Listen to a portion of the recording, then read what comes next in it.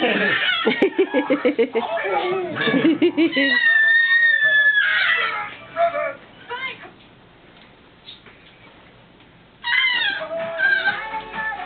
kahit ano, tita Lisa. Sabi na nga, well respected na lolo. Kasi niyang napilis siya.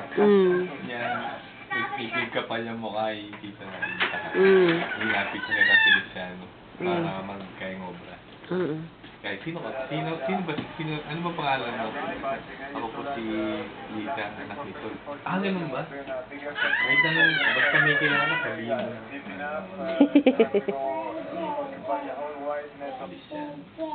It's like, hey, we need to adapt, you know, they're going to adapt to us, we need to evolve with them, but also, you know, we're going to win. It's nice at home.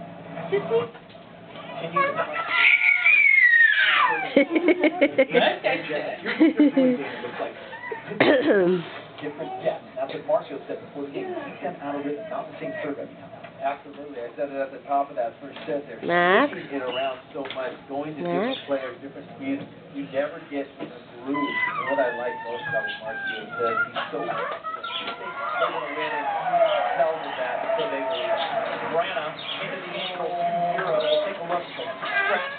What's up, Max? Stay here. Stay here. No, absolutely. You know, they switch it up. Nasa yaya. They're going to serve, I believe they're going to serve gently. Oo.